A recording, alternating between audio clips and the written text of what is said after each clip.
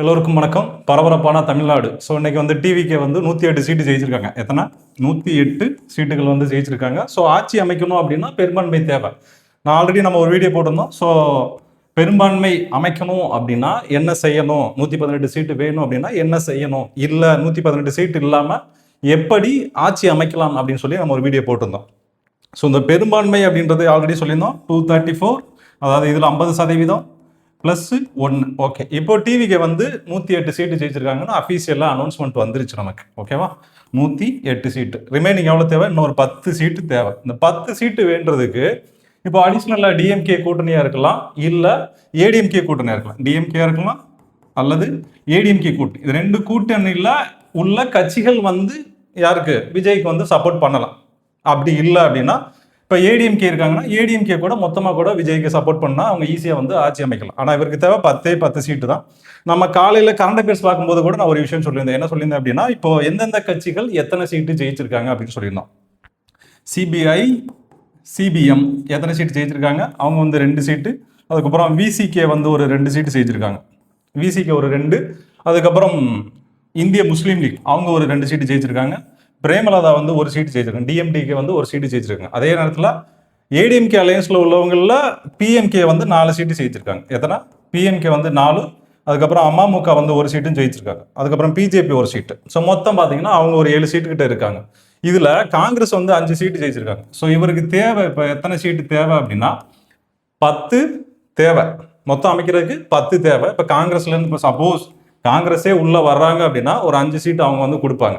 இதில் பாட்டாளி மக்கள் கட்சி வர்றாங்க அப்படின்னா 4 சீட்டு அவங்க கொடுப்பாங்க. ரிமைனிங் இந்த மற்ற கட்சிகள் எந்தெந்த கட்சி வர்றாங்களோ அவங்க வந்து இவங்க கூட ஜாயின் பண்ணிக்கலாம். ஆனால் இதில் ஒரு சிக்கல் இருக்கு. என்ன சிக்கல் அப்படின்னா, இப்போ இந்த கூட்டணி வைக்கும்போது ஒவ்வொரு இப்போ டிஎம்கே இருக்குன்னா டிஎம்கே என்ன சொல்லுவாங்க கூட்டணி கட்சிக்கிட்ட, நீங்க வந்து எங்க சின்னத்துல வந்து நிக்கணும் அப்படின்னு சொல்லியிருப்பாங்க. என்ன சொல்லியிருப்பாங்க? எங்க சின்னத்துல தான் நிக்கணும் அப்படின்னு சொல்லியிருப்பாங்க. ஏன் வந்து இந்த மாதிரி சூழ்நிலையில எங்களோட சின்னத்துல நிக்கணும் அப்படின்னு எதுக்காக சொல்றாங்க அப்படின்னா, சப்போஸ் இப்போ டிஎம்கேல இருந்து இப்போ காங்கிரஸ் வந்து ஒரு தொகுதியில் வந்து உதயசூரியனில் நிற்கின்னு வச்சுப்போம். உதயசூரியனில் நின்று ஜெயிச்சிருக்காங்க. இப்போ 5 சீட்டு ஜெயிச்சிருக்காங்களா? எக்ஸாம்பிள் தான் சொல்கிறேன். இந்த 5 சீட்டில் ஒரு சீட்டு வந்து டிஎம்கேவோட கட்சி சின்னத்தில் நின்றுருக்காங்கன்னு வச்சுப்போம். டிஎம்கேவோட கட்சி சின்னம். அப்போது உதயசூரியனில் தான் நின்றுருப்பாங்க. கை சின்னத்தில் அவங்க நின்றுருக்க மாட்டாங்க. யார்? காங்கிரஸ் வந்து கை சின்னத்தில் நின்றுருக்க மாட்டாங்க. அப்போது காங்கிரஸ் கட்சியோட சீட்டு எண்ணிக்கை பார்த்தோம் அப்படின்னா 4 தான் வரும். நீங்கள் 5ன்னு சொல்ல முடியாது. இப்போ சப்போஸ் வந்து காங்கிரஸ் வந்து மொத்தமாக விஜய்க்கு சப்போர்ட் பண்ணாலும் 4 பேர் தான் சப்போர்ட் பண்ண முடியும். 5ஆவதா உள்ள ஆள் அவர் டிஎம்கே கேண்டிடேட்டாக போயிடுவார். ஏன்னா இந்திய தேர்தல் ஆணையம் அங்கீகரித்தது அவரை டிஎம்கேன்னு தான் அங்கீகரிக்கப்பட்டிருப்பார். அவர் வந்து காங்கிரஸ் கட்சி அப்படின்னு சொல்லி அங்கீகரிச்சிருக்க மாட்டாங்க. காரணம் என்னன்னா, அவர் போட்டியிட்ட சின்னம் டிஎம்கே, அதாவது உதயசூரியன் சின்னத்தில் தான் போட்டிட்டு இருக்கார். ஸோ இதே தான் எல்லா கட்சிக்கும். ஆனால் இதில் இப்போ உள்ள சட்ட சிக்கல் ஒன்றும் பெருசாக இல்லை. ஸோ அதுக்கப்புறம் இப்போ நம்ம என்ன பார்க்க போகிறோம் அப்படின்னா, கட்சி தாவல் அப்படின்னு இருக்கு. ஸோ இந்த இவங்கெல்லாம் எப்படி பதவி நீக்கம் பண்ணுறாங்க, ஒரு எம்எல்ஏ வந்து எப்படி டிஸ்குவாலிஃபை பண்ணுவாங்க, யார் வந்து இவங்களை வந்து டிஸ்குவாலிஃபை பண்ண போகிறாங்க அப்படின்றதான் ஃபுல் அண்ட் ஃபுல் பார்க்க போகிறோம். ஸோ முக்கியமானது என்ன அப்படின்னா, கட்சி தாவல் தடை சட்டம் இந்திய அரசியலமைப்பில் ஒரு முக்கியமானதுல ரொம்ப ரொம்ப முக்கியமானது. ஏன் இந்த கட்சி தாவல் தடை சட்டம் கொண்டு வந்தாங்க அப்படின்னா, 1960 80. ஸோ ஃபர்ஸ்ட் எலெக்ஷன் வந்து நமக்கு 1951 நடந்தது, 51 to 52 நடந்தது. ஸோ இந்த எலெக்ஷன்ல இருந்தே ஆரம்பிச்சிருச்சு. என்ன அப்படின்னா, இப்போ ஒரு எம்எல்ஏ இருக்காரு, நான் இப்போ ஒரு தொகுதியில் எம்எல்ஏ இருக்கேன் அப்படின்னா, நான் வந்து இப்போ காங்கிரஸ்ல நிற்கிறேன், காங்கிரஸ்ல நான் ஜெயிச்சிட்டேன். ஆனால் எனக்கு வந்து டிஎம்கே வந்து அந்த கட்சியோட உனக்கு அமௌண்ட் கூட தரேன், என் கட்சிக்கு வந்து எனக்கு வந்து ஓட்டிங் போடு, இப்போ எனக்கு பெரும்பான்மை இல்லை அப்படின்னா எனக்கு ஓட்டிங் போடு, நான் வந்து உனக்கு அமௌண்ட் கொடுத்துறேன் அப்படின்னு சொன்னால் நான் உடனே இமீடியட்டாக என்ன பண்ணிக்கலாம், எனக்கு காசு தான் முக்கியம், மக்கள் முக்கியம் இல்லை அப்படின்னு சொல்லி நான் என்ன பண்ணிக்கலாம், டிஎம்கேட்டா எத்தனை கோடி கொடுக்குறாங்களோ அத்தனை கோடி வாங்கிட்டு நான் இப்போ டிஎம்கேவுக்கு சப்போர்ட் பண்ணிக்கலாம். இது யாராலையும் என்ன பண்ண முடியாது, அதாவது நடவடிக்கை எடுக்க முடியாது. நான் காங்கிரஸ்ல நின்னே, காங்கிரஸ் கட்சி எனக்கு செலவழிச்சது, ஆனால் நான் காங்கிரஸ் விட்டு டிஎம்கே கட்சிக்கு சப்போர்ட் பண்ணி டிஎம்கேவை நான் ஆட்சி பண்ண வைக்கிறேன் அப்படின்னா எனக்கு வந்து அந்த டைம்ல 1951 இருந்து 1980 வரைக்கும், 1984 வரைக்குமே, நீங்கள் 1984 வரைக்குமே எடுத்துக்கலாம். ஸோ இந்த காலகட்டங்களில் அந்த ஒரு எம்எல்ஏ மேல எந்த ஒரு நடவடிக்கையும் எடுக்க முடியாது. ஸோ அதெல்லாம் கணக்கு பண்ணி தான். ஸோ அதனால என்ன பிரச்சனை நடந்தது அப்படின்னா, ஸோ இங்கே பணம், பதவி, லாபம் தான் பெருசாக பார்க்கப்பட்டது. எனக்கு வந்து பணம் தேவை, என்னோட லாபம் தான் முக்கியம். மக்களோட அந்த சோசியல் ஒர்க்கு, அந்த சமூக சிந்தனை அப்படின்றது சுத்தரம் இல்லாமல் போயிடுச்சு. அதனால அரசாங்கம் என்ன பண்ணாங்க அப்படின்னா, ஸோ இதுக்கான ஒரு சட்டம் கொண்டு வரணும் அப்படின்னு கொண்டு வந்தது தான் இந்த 1985 ஆக்ட். கட்சி தாவல் தடை சட்டம் 52வது சட்டத்திற்கும் ரொம்ப முக்கியமானது, வரலாற்றிலே ரொம்ப ரொம்ப முக்கியமானது. ஒரு மக்களாட்சி நாட்டில் மக்களாட்சி நடக்கணும் அப்படின்னா இந்த சட்டம் இல்லாமல் நடக்காது. இல்லை அப்படின்னா இங்கே எல்லாமே பணமயமாக தான் இருக்கும்.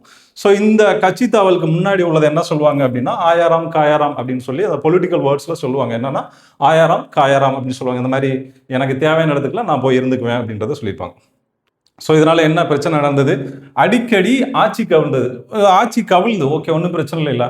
யாருக்கு என்ன பிரச்சனை? எம்எல்ஏக்கு தானே பிரச்சனை, இல்லை அந்த பர்டிகுலர் கட்சிக்கு தானே பிரச்சனை அப்படின்னு பார்த்தோம் அப்படின்னா, ஒரு ஆட்சி கவிழ்ந்து அப்படின்னா நாட் ஒன்லி ஃபார் அந்த கட்சிக்கு மட்டும் கிடையாது, ஓவரால் இந்தியாவுக்கும். ஓவரால் இப்போ தமிழ்நாடு எலெக்ஷன் நடக்குதுன்னா இப்போ ஆட்சி பெரும்பான்மை கொடுக்க முடியல அப்படின்னா செகண்ட் பார்ட்டி கொடுப்பாங்க. நம்ம ஆல்ரெடி சொல்லியிருந்தோம், பெரும்பான்மை கொடுக்க முடியலன்னா செகண்ட் பார்ட்டி கொடுப்பாங்க. செகண்ட் பார்ட்டியுமே அதை பெரும்பான்மை நிரூபிக்கப்படலைன்னா கவர்னர் ஆட்சி வரும். இப்போ கவர்னர் என்ன செய்வார் அப்படின்னா ரீஎலெக்ஷன் கண்டக்ட் பண்ணுவார்.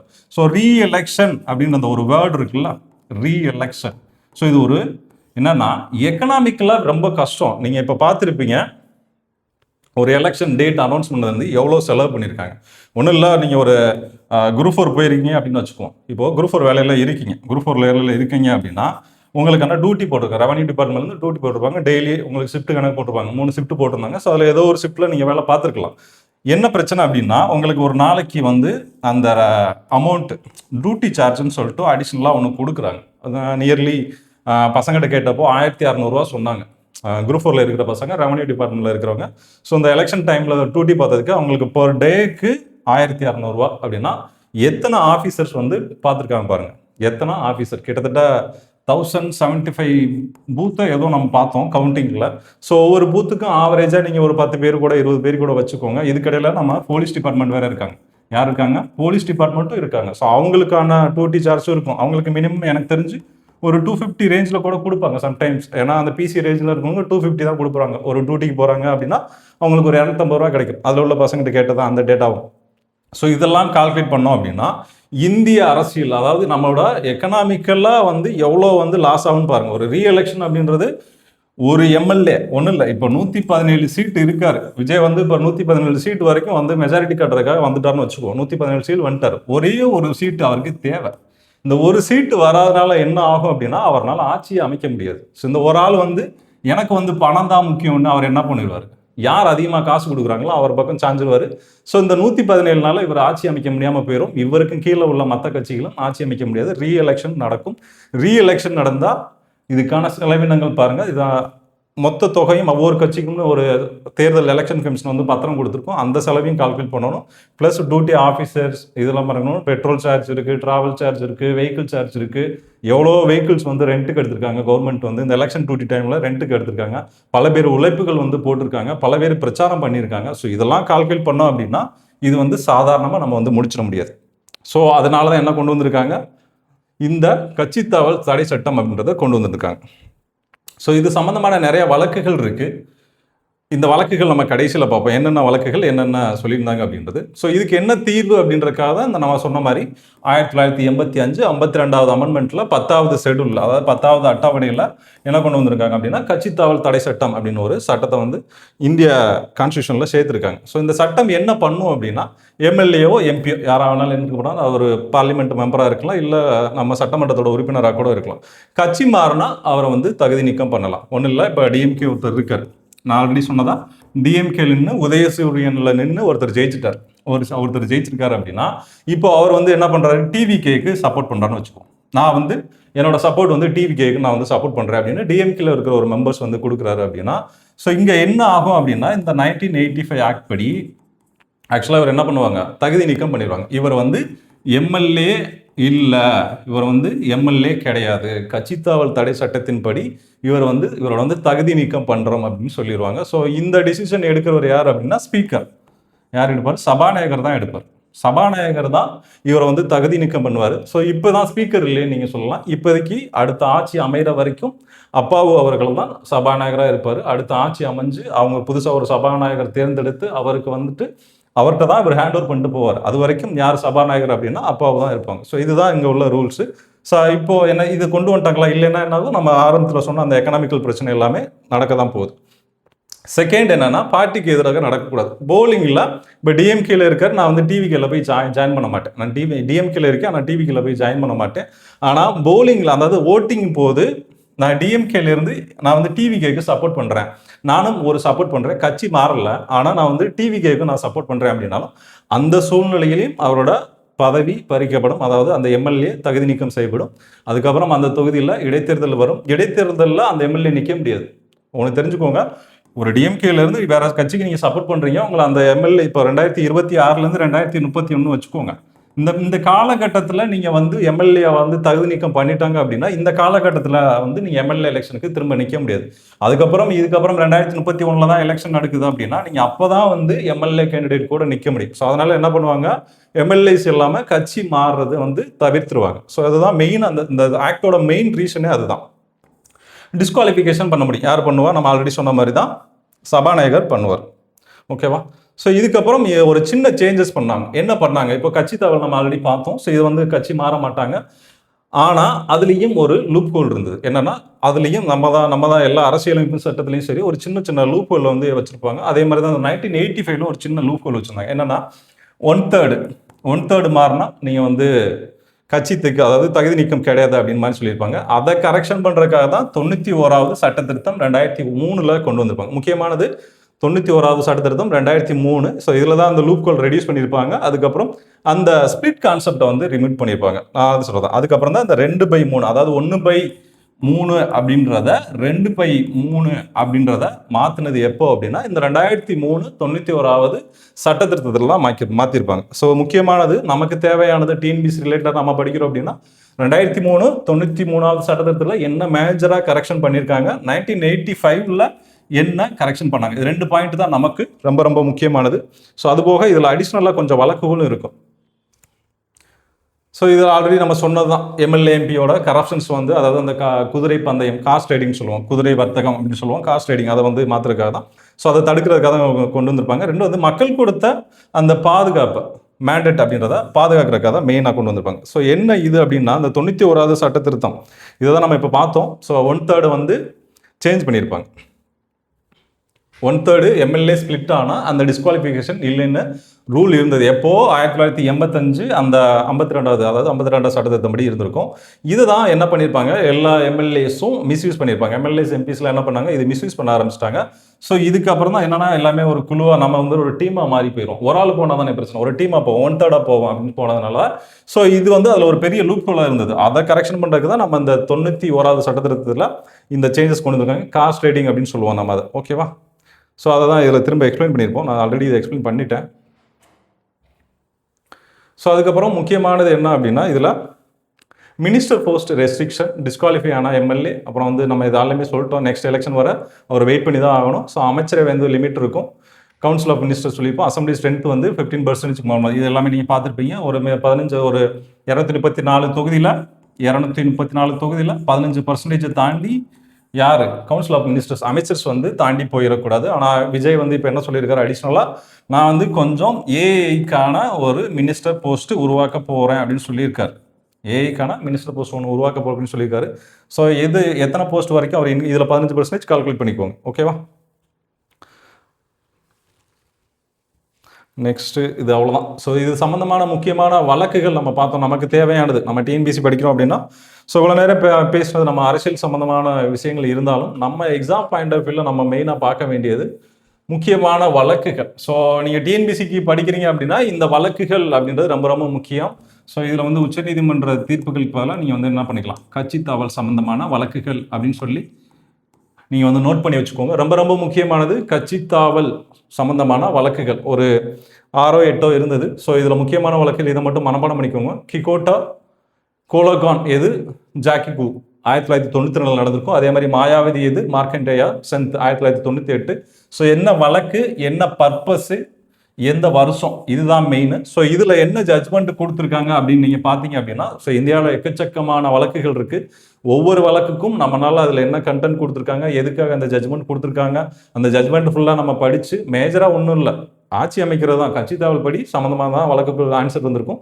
ஸோ என்ன வழக்கு, அது எது சம்மந்தமானது, இதுதான் மெயின். கட்சி தாவல் சம்பந்தமான வழக்குகளை மட்டும் பார்த்தா போதும், வேற எதுவுமே தேவையில்லை. ஸோ அதுக்கப்புறம் ராஜேந்திர சிங் ராணா எதிர் சுவாமி பிரசாத் மௌரியா 2007. அதுக்கப்புறம் ரவி எஸ் நாயக் எதிர் இந்திய யூனியன் 1994. விஸ்வநாதன் எதிர் சபாநாயகர் தமிழ்நாடு சட்டமன்றம் 1996 நடந்திருக்கும். அதுக்கப்புறம் ராஜேந்திர சிங் ராணா எதிர் சுவாமி பிரசாத் மௌரியா 2007. அதுக்கப்புறம் ஜக்தீஷ் சிங் அவர் வந்து ஹரியானா மாநிலத்தில் நடந்திருக்கும் 2006. ஜஞ்சய் சிங் அப்படின்றது வந்து 2022. கெய்ஷம் மொகேந்திரா அப்படின்றவங்க வந்து 2020. ஸோ இதுதான் முக்கியமான வழக்குகள். ஸோ இந்த வழக்குகள் மட்டும் மனப்பாடம் பண்ணிக்கோங்க. ஸோ ஆட்சி மாற்றம் நிகழுமா நிகழாதா அப்படின்னு விஜய் வந்து ஆல்ரெடி கேட்டிருக்காரு. கவர்னர்கிட்ட வந்து தபால் கொடுத்துருக்கதா இன்னைக்கு மார்னிங் நியூஸில் போட்டிருந்தாங்க. ஸோ எங்களுக்கு வந்து 2 வார காலம் அவகாசம் கேட்டிருக்காரு. யாரு? விஜய் வந்து 2 வாரம் எங்களுக்கு வந்து பெரும்பான்மையை நிரூபிக்கிறதுக்கு அவகாசம் கேட்டிருக்காரு. கொடுக்கலாமா அப்படின்னா கண்டிப்பாக கொடுத்து தான் ஆகணும். ஸோ இனிஷியலாக என்ன அப்படின்னா கட்சி தாவல் அதெல்லாம் மென்ஷன் பண்ண மாட்டாங்க. ஆட்சி அமைக்க இப்போ பெரும்பான்மைன்னா 108 சீட்டு இருக்காங்க டிவிக்கே அப்படின்னா இவங்கள தான் ஃபர்ஸ்ட் ஆட்சி அமைக்க கூப்பிடணும். ஸோ இவங்க பெரும்பான்மையை நிரூபிச்சாதான் ஆட்சி அமைக்க முடியுமா அப்படின்னு கிடையாது. ஆட்சி அமைக்கலாம். 108 சீட்டை வைத்து டிவிக்கே வந்து ஆட்சி அமைக்கலாம். ஆனால் 2 வாரமோ 3 வாரமோ அவங்க ஒரு கால அவகாசம் கொடுத்துருப்பார் கவர்னர் வந்து. அந்த வாரத்துக்குள்ள இவர் வந்து பெரும்பான்மையை பெரும்பான்மையை நிரூபிக்கப்படவில்லை அப்படின்னா என்னது கட்சி அந்த ஆட்சி கவிழ்ந்துரும். ஸோ ஆட்சி கவிழ்ந்ததுக்கப்புறம் செகண்ட் பிளேஸில் இருக்கிற யாருக்கு போவாங்க அப்படின்னா டிஎம்கே 73 சீட்டு இருக்காங்க அப்படின்னா இப்போ யாருக்கு போவாங்க அப்படின்னா டிஎம்கேட்ட தான் போவாங்க. இப்போ டிஎம்கே கூப்பிட்டு கவர்னர் சொல்லுவார் நீங்கள் ஆட்சி அமைங்க அப்படின்னு சொல்லிவார். ஸோ டிஎம்கே என்ன பண்ணுவாங்க அப்படின்னா அவங்களோட பெரும்பான்மையை நிரூபிக்கிறதுக்காக ட்ரை பண்ணுவாங்க. சப்போஸ் அவங்களும் ஃபெயிலியர் ஆகிட்டாங்க அப்படின்னா தேர்டு பார்ட்டியாக ஒன்று இருக்குது ஏடிஎம்கே. தேர்டு பார்ட்டியை கூப்பிடுவாங்களா அப்படின்னா கூப்பிடக்கூடாது. அதுதான் அரசியலமைப்பு சொல்லுது. ஸோ ஃபஸ்ட்டு 2 பார்ட்டி தான். ஸோ அந்த 2 பார்ட்டியுமே பெரும்பான்மையை நிரூபிக்க முடியல அப்படின்னா தேர்டு பார்ட்டியாக இருக்கிற ஏடிஎம்கே கூப்பிடலாமான்னா கூப்பிடக்கூடாது. அதுக்கப்புறம் என்ன பண்ணணும் அப்படின்னா கவர்னர் வந்து டைரக்டாக குடியரசுத் தலைவருக்கு ரெஃபரன்ஸ் பண்ணிடுவார். யாருக்கு? பிரசிடென்ட்டுக்கு வந்து ரெஃபர் பண்ணிடுவார். ஸோ ஆர்டிக்கல் 356 இம்ப்ளிமெண்டேஷன், ஆர்டிக்கல் 356 வந்து உடனே எக்ஸிக்யூஷன் பண்ணப்படும். ஸோ குடியரசுத் தலைவராட்சி மாநிலத்தில் வந்து கவர்னர் ஆட்சி நடைபெறும். எத்தனை வாரம் நடக்கும்னு தெரியாது. எப்போ நடக்கும் அப்படின்னா அடுத்த ரீஎலெக்ஷன் கண்டிப்பாக நடக்கும். ரீஎலெக்ஷன் அப்படின்றது கண்டிப்பாக ஒன்று நடக்கும். ஸோ அது வரைக்கும் இதுதான் ரூல். ஸோ பொறுத்திருந்து பார்ப்போம் யார் ஆட்சி அமைக்க போகிறாங்க, யார் பெரும்பான்மையாக ஆக போகிறாங்க, யார் எந்தெந்த கட்சிக்கு தாவ போகிறாங்க. அதே மாதிரி இதில் ஒன்று சொல்ல மறந்துட்டோம். இப்போ நீங்கள் சுயேட்சையாக நின்று ஜெயிச்சுட்டீங்க. சுயேட்சை வேட்பாளராக ஒருத்தர் நின்று ஜெயிக்கிறார். நான் வந்து இப்போ தனியாக நிற்கிறேன். நான் வந்து தனியாக நின்று ஜெயிச்சிட்டேன். இப்போ நான் ஜெயிச்சதுக்கப்புறம் எனக்கு வந்து டிவிக்கு கூட ஜாயின் பண்ணணும்னு ஆசை. நான் ஜெயிச்சிட்டேன், ஆனால் டிவிக்கு கூட நான் ஜாயின் பண்ண ஆசை. ஏன்னா அவங்க பெரும்பான்மை இல்லை. ஸோ நான் வந்து சப்போர்ட் பண்ணுறேன், அதனால் நான் டிவிக்கில் ஜாயின் பண்ணுறேன் அப்படின்னு ஜாயின் பண்ணாலும் ஸோ இவரும் தகுதி நீக்கம் தான். ஸோ என்ன பண்ணுவாங்க? இவரையும் தகுதி நீக்கம் தான் பண்ணி ஆகணும். ஏன்னா கட்சி தாவல்ன்றது அதை தான் சொல்லுது. நீங்கள் ஒரு சின்னத்தில் போட்டியிட்டீங்கன்னா கடைசி வரைக்கும் அந்த எலெக்ஷன் முடிகிற வரைக்கும் அதுதான் உங்கள் சின்னம். அந்த சின்னத்தை மாற்றி நீங்கள் வேற எந்த சின்னத்துக்கு போனாலும் உங்களோட தகுதி நீக்கம் உறுதியாக்கப்படும். யாருன்னா சபாநாயகர்களால் செய்யப்படும். ஸோ அதனால் இவர் சப்போர்ட் பண்ணலாம். டிவிக்கு வந்து சுயேட்சை இருக்கார், நான் வந்து சப்போர்ட் பண்ணலாமே தவிர கட்சி மாறிடக்கூடாது. ஒரு எம்எல்ஏவோட தகுதி நீக்கம் என்னெல்லாம் இருக்கும் அப்படின்னா அவராக வேணான்னு சொல்லலாம். நான் வந்து எனக்கு வேணாம் அப்படின்னு அவரே சொல்லிக்கலாம். அப்படி இல்லை அப்படின்னா இந்த மாதிரி கட்சி மாறும்போது அவரோட பதவி பறிக்கப்படும். ஸோ இதுதான் நடக்க போகுது தமிழ்நாட்டில். இன்னும் 2 வாரத்துக்குள்ள யாரோட ஆட்சி நடக்க போகுது, விஜய் ஆட்சி அமைப்பாரா, காங்கிரஸ் கூட்டணிக்கு வருமா அப்படின்ற கேள்விகள் ஏராளமாக இருக்குது. எந்தெந்த கட்சிகள் கூட்டணிக்கு வரப்போகுது அப்படின்ற மிகப்பெரிய கேள்விகள் இருக்குது. இதுக்கிடையில் ஆட்சி அமைக்க முடியுமா அப்படின்றதே ஒரு கேள்வி தான் இப்போதைக்கு. எந்த கட்சியுமே வரலைன்னா இங்கே பெரும்பான்மையை நிரூபிக்க முடியாது. அதனால் அவரால் ஆட்சியும் அமைக்க முடியாது. 356ம் வரலாம், இல்லை விஜய் ஆட்சியும் வரலாம். ஸோ என்ன வேணாலும் நடக்கலாம். வெயிட் பண்ணி பார்க்கலாம் ஒரு 2 வாரத்துக்கு. ஸோ நமக்கு தேவையான டேட்டாஸ் மட்டும் நோட் பண்ணி வச்சுக்கோங்க. அரசியல் சம்மந்தமான விஷயங்கள் அடிக்கடி நியூஸ் பேப்பர் பார்த்து தெரிஞ்சுக்கோங்க. அரசியல் வந்து கற்றுக்கோங்க. நமக்கு வந்து கான்ஸ்டியூஷன் பேஸ் பண்ணி கற்றுக்கிறது ரொம்ப ரொம்ப முக்கியமானது. ஓகே, அடுத்த வீடியோவில் பார்க்கலாம். தேங்க்யூ.